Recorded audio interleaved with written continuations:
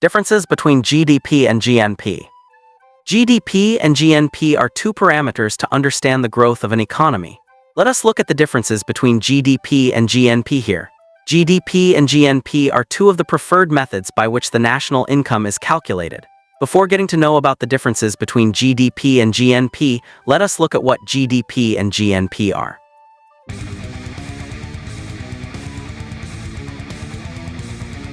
Hi everyone, ever wondered what really drives a country's economy? Two of the most commonly used economic terms are GDP and GNP, but what do they actually mean and why do they matter? Let's break it down in simple terms. What is GDP? First up, GDP or gross domestic product. Think of GDP as the total value of all goods and services produced within a country's borders in one financial year.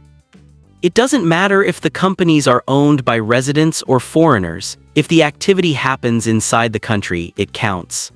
GDP equals consumption plus investment plus government spending plus exports, imports. Consumption, what people buy.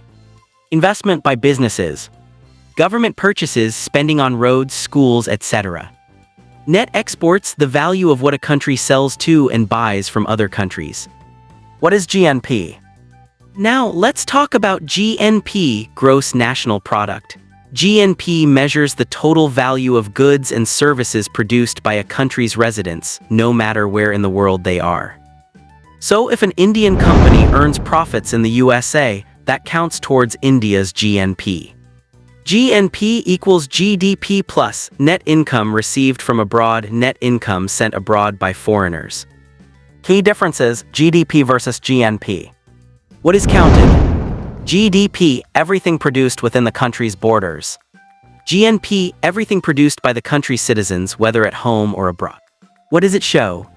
GDP, the size and strength of the country's local economy. GNP, the total contribution of a nation's citizens, no matter where they work. What's left out?